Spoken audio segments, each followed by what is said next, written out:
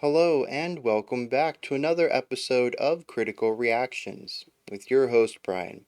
We're going to continue on with this week's theme of going on a journey. Today, looking at a song titled Another New World, which seems highly appropriate for the theme. This track comes at us from the artist Josh Ritter. I'm going to dive into this and see what's going on here.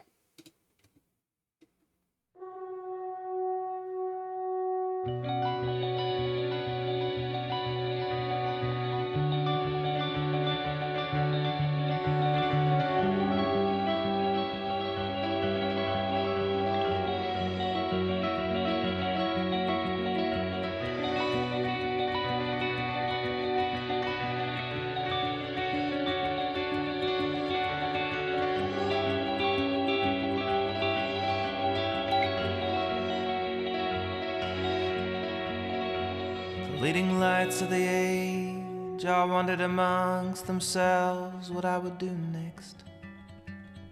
After all that I'd found in my travels around the world, was there anything left? Gentlemen, I said, I've studied the maps, and if what I am thinking is right, there's another new world at the top of the world for whoever can break through the ice. I looked around the room that way I once had, and I saw that they wanted belief. So I said all I got are my guts and my God. Then I paused, and the Annabelle Lee, oh the Annabelle Lee, I saw their eyes shine, the most beautiful ship in the sea. My Nina, my Pinta, my Santa Maria, my beautiful Annabelle Lee.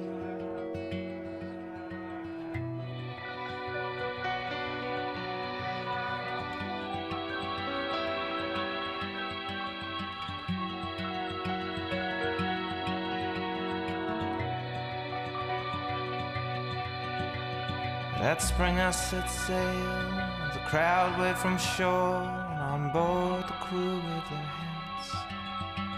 But I never had family, just the Annabelle Lee, so I'd never had cause to look back.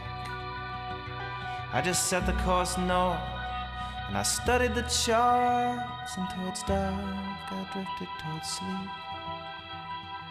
And I dreamed of the fine deep harbor I'd find past the ice from my It's the little ornamentation that I think I'm most drawn to on this track so far. There's certainly wide sweeping chord progressions and beautiful melodic flow. And the sea turned the color of sky, turned the color of sea, turned the color of ice. Till at last all around us was fastness, one vast glassy desert of arsenic white. And the waves that once lifted us sifted instead into drifts against Annabelle's sides, and the crew gathered closer.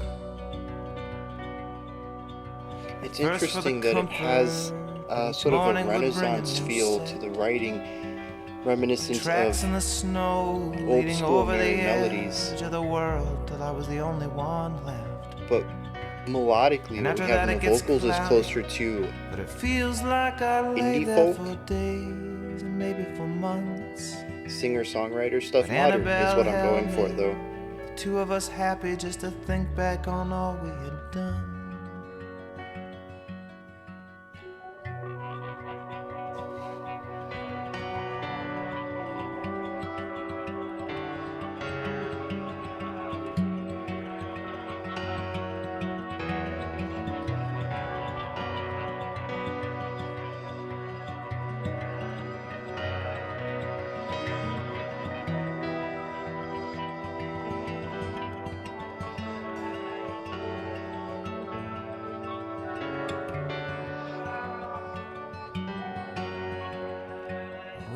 Talked of the other new worlds we discover. She gave up her body to me, and as I chopped up her mainsail for timber, I told her of all that we still had to see. And as the frost turned her moorings to nine-tail, and the wind lashed her sides in the cold, I burned her to keep me alive every night in the loving embrace of her whole, and I won't call it rescue. What brought me back here to the old world to drink and decline, and pretend that the search for another new world was well worth the burning of mine. But sometimes at night in my dreams comes the singing of some unknown tropical bird, and I smile in my sleep thinking Annabelle Lee has finally made it to another new world. Yes, sometimes at night in my dreams comes the singing of some unknown tropical bird, and I smile in my sleep thinking Annabelle Lee has finally made it to another new world.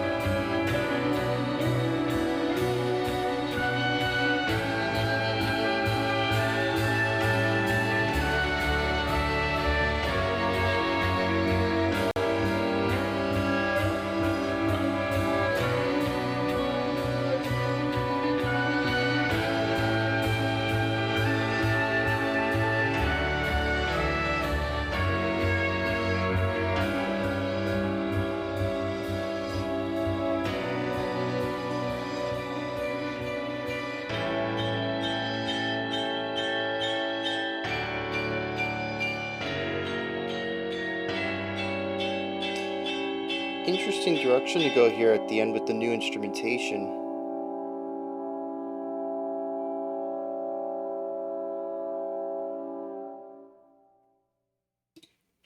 Yeah, I mean, they were going for the vibe of a train there at the end. I'm curious what that means. It might make more sense once we get into the lyrics, which to me I think are the key element here, as is particularly true with a lot of singer-songwriter and even folk music in general, which I think this borrows heavily from, albeit using a Renaissance era classical style for the music that sits under the vocals. It's a gorgeous track that I think the journey is in the lyrics. Musically, I don't think we really go on a journey here. And I hadn't thought about this concept when I introduced a theme and was taking recommendations for it. I kind of assumed, much like I said at the beginning of the week, that I thought we were going to get a lot of prog epics for here because I assumed everyone was going to be on the same page as me and we were going to go on a musical journey. And I'm actually kind of appreciative that we get this track here. There is a bit of growth by the time we get to the end of the track, but for a majority of the song, it's rather stagnant in its emotional resonance, in its instrumentation, chord progression. We cycle through a lot of similar vibes. And even there at the end, it's still a lot of the same foundation as we had. We just have an increase in layering and volume, and we have brand new instrumentation being present. There is an evolution of the sound, but it isn't a drastic departure from what we had been listening to for the entirety of the track. And so, like I said, I think the journey comes through in the lyrics. So I'm really interested to get into them later on and see what's going on there, because the few lines I did pick up, it was about a boat, and he took the boat somewhere, and then he had to burn the boat for fire to stay alive. That's about all the lyrics I picked up, and some of that might not even be correct. So, what's going on here musically, though? It's usually what people come to the channel for. Here's the interesting thing. There's this gorgeous melody that we get from the vocals that sits above everything else going on. It is cyclical. The rhythms, the pitches chosen don't really change too much from section to section. In fact, like a lot of folk music, we have an A section and then an A section and then an A section, with the biggest changes being lyrical and ornamental. Even the chord progressions underneath don't change too radically between each of these revisitings of this one idea. A lot of folk music is designed to create a background sound that might evoke the proper emotion or vibe to go along with the story that is the key element of the song. And I think this follows in those footsteps rather closely. The melody is catchy though, and it has tremendous flow and direction. There is this concept of forward movement, both lyrically and dynamically, where the words themselves tend to. He begins phrases with a bit more enunciation and space between words before not necessarily slurring words together, but creating a more melodic flow where it doesn't sound so difficult to speak the words together. I don't know if it is purely a delivery idea where he specifically puts space between words and syllables at the beginning and then just removes that gradually throughout lines, or if the words he chooses rolls off the tongue more easily at the end of his statements or at the end of his sections, in a way that is more difficult to achieve at the beginning. But regardless, it creates this acceleration to the melody lines that he sings that makes him feel a bit rough and jagged at the start and smooths over time. And the smoothness allows, I think, at least an increased amount of words. It feels like as he gets into these sections, he sings more fluidly with an ability to get more words out in the same amount of time than previous parts. And it's an ebb and flow as well. It's not like a section starts more rigid and becomes more smooth for, over 32 bars or whatever, but he'll have a couple of sentences. Maybe they start a bit rough and then smooth out, and then the next sentence starts a bit rough and then smooths out. Or maybe it'll be a lengthy section, maybe 4 to 8 bars long, where we have this gradual smoothing over, but there's always a reset back to the rigid, creating this push and pull, this squash and stretch of time, of fluidity to the vocal delivery that I just really appreciate.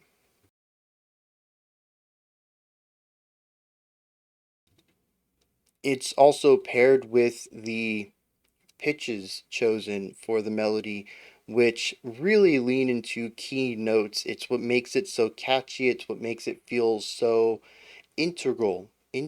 Integral. I don't know why that's hard to say today.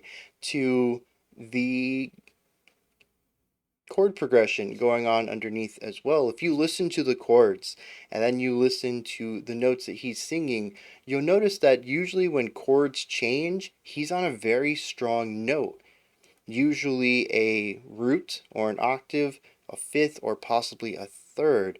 Alongside this chord progression, he's changing with it.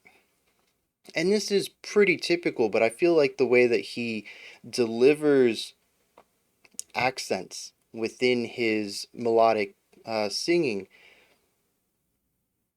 pairs well with allowing his melodies to be part of the harmonic composition here. He seems to be exaggerating the keys, the key change, not the key change, the chord changes alongside the rest of the band in a way that elevates and brings a lot of attention to them, which I think is important because it doesn't follow a typical modern four chord progression. Instead, it has a bit of a classical flair to it, and we have mini chords that we stick around with for just one or two beats rather than allowing these chords to ring out for 8 beats each. Yeah, they're 2 bars each, give or take, and we'll have shorter versions. 4 beats, 2 beats, 1 beat, leading tones. There's plenty of ways that he goes about introducing more chords outside of the core 4 chord structure. It's getting real tongue twistery in a way that elevates and expands on the emotional aspect of the track. And while we're on this topic, we might as well move into the harmonic aspect since we're here. I love the emotions dragged out of the chord progressions. There is wonder and excitement, uh, not necessarily fear, but tension of some sort. Um, it is a smorgasbord of emotions, and I absolutely love the way that these leading tones and smaller used chords allow us to, allows him to paint with a wider palette. With the typical 4 chord progression, you're going to start with a home, you're going to have movement into a tension point, into a leading tone, back to your home. There's your 4 chords. That's a very typical progression there. Uh, you set up your resolution you're going to come back to, you add on to the texture, to the color of it, you create some tension in there so that we can have a little bit of direction that'll take us back home. And it works in a perfect cycle here. And a lot of music follows this. Um, and certainly, if we remove some of the passing chords and leading tones, we get something similar to this structure. If we look at just the basic 4 chords that are mostly utilized, but that's where the extra stuff comes in, right? Those little dips at the end of the 3rd chord leading into the fourth, or the rises out of the second leading into the third. These allow Josh to put just a little bit more emotion in it and diversify the overall sound of the track. And it's a staple of Renaissance style writing that, like I said, it pairs so well here. It's also interesting to me. Is this a new topic? Should I make a new timestamp for this? Um, yeah, I think it's interesting to me how these two come together. Because I think if we just removed a couple of chords, maybe even changed the instrumentation up. You don't really need to change the instrumentation up, but if we changed it to uh, something more acoustic rock style, I think this would straight up fit into some of the best indie folk out there. But instead, Josh went the direction of classical, brought in strings and horns, and utilized a wider emotional palette with the harmonies, and creates a track that is a fantastic middle point between classical music. It's classical light. We don't really dig into a lot of the complexities that classical can get into, while pairing it with a very modern sound. I mentioned that his vocal delivery, his vocal melodies, the way that he sings, it's all very modern singer-songwriter type stuff going on. And I think it's a great way to introduce people to a more classical sound in the same way that Who was it? Webster Fade did with Car Session. Man, what was that album called?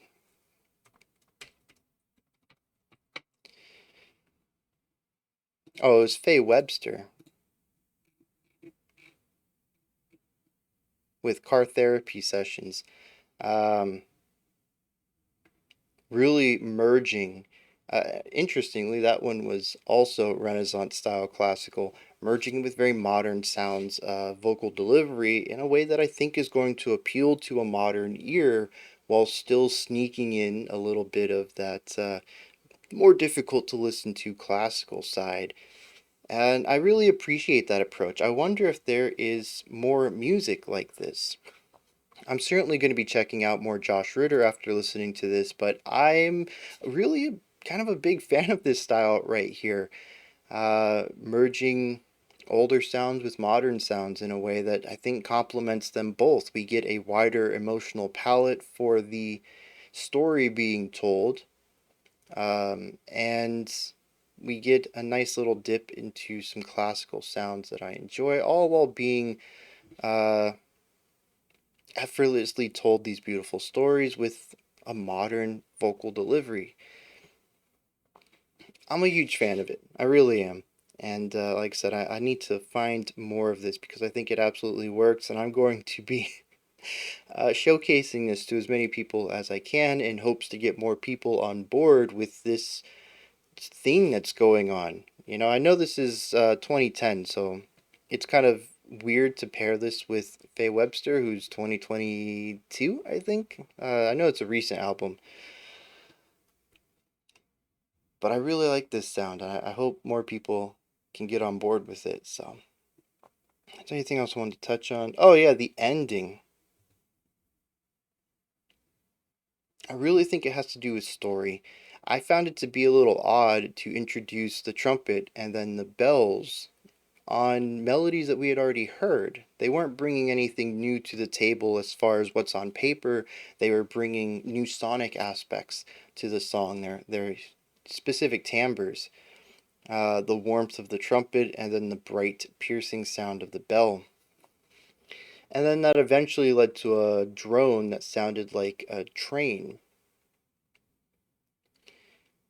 I think there's some storytelling going on in here, as well as maybe leading into the next song or pairing into some of the lyrics here. Maybe it's all supposed to be sonic painting. The bells, after all, do kind of lead themselves into the rhythmic aspect of the train. Then we do get a drone sound from that. It's possible that if I go back and listen to this from that perspective, the trumpet may make sense in the perspective of a train as well, so much so that they're not necessarily designed specifically in mind to add to the song on a more pure music level, but from an artistic perspective of painting a picture of what's going on. But aside from that thematic element, it feels weird to introduce the instruments for such a short time while not really doing anything new with them. Just saying, hey, this violin line is now on the trumpet. 8 bars later, hey, now it's on some bells. And 8 bars later, now no one's carrying that melody. Um, so that's why I'm a little confused by it because it doesn't really make a lot of sense musically. So it's got to be there for an artistic or thematic purpose, and I'm just not privy to the information that would have led to that decision. I'm going to hit some lyrics right here, and then we're going to wrap this up. Interesting. This is a track about a ship captain who has gone to so many different places around the world. I'm going to assume this is a bit older in time and says, "Hey, there is a new world at the top of our world." Basically pointing to Antarctica without knowing it yet. And he says someone's just got to break through the ice and discover it. No one believed him. He says, "Yo, look at all I've done. I've got my guts, I've got my boat. We're gonna go check this out." And so he set sail with the crew. And, well, it doesn't go so hot. I love this line right here. It says it got colder and the world got quiet. It was never quite day and never quite night. And the sea turned the color of sky, turned the color of sea, turned the color of ice, till at last all around us was fastness, one vast glassy desert of arsenic white. This idea that this is a sea captain. He goes to all these places around the world, discovering new worlds, as they call it. Um, he is somebody who masters nature itself, and the exact opposite is happening here, where nature is mastering him, or at least betraying his mastery. The sea turns to the color of the sky, but also to the color of ice, and all of it kind of blends together into one large vastness around him, becomes lost in the overwhelming elements of the north. Just a beautiful imagery on that part. Eventually, though, the task, the trek gets so difficult that his crewmates begin to leave, heading in all directions, some trying to get back home, heading south. But regardless, there's only him left at the end of this journey. And eventually, in order to stay warm and survive, he must burn his boat. And here's where kind of been burying the lead a little bit. His boat is named the Annabelle Lee, and he consistently speaks highly of this ship. All of the adventuring they've done together, says that it's his most beautiful ship. Um, says that the ship's eyes shine. It personifies it in a lot of ways. And here he is burning it. Going along with the personification, he says, as she gave up her body to me, as I chopped up the mainsail for timber. Not just that I had to use my boat for wood, I took the body of this person and she gave her body to me. It's a strong element here of personifying this boat and creating a relationship out of that. He eventually is rescued in an undescribed way, and he says that he won't even call it a rescue, what brought him back to the old world, as he now drinks and lives in decline. He says, I won't even pretend that the search for this new world was well worth the burning of mine. The boat was everything to him, and he had to sacrifice it in search for this futile search for this new land. There is a coming of the final stanza here that's repeated once. It's the only line that's repeated, or the only series of lines that's repeated. It says, sometimes at night in my dreams comes the singing of some unknown tropical bird, and I smile in my sleep thinking Annabelle Lee has finally made it to another new world. The idea that if his ship truly is personified, if it is a person to him, that their death at his own hands to survive in the wild Arctic, her death allowed her to find an afterlife or a reincarnation. And she did indeed find a new world, even if it wasn't the one that they were particularly searching for. There's hope here.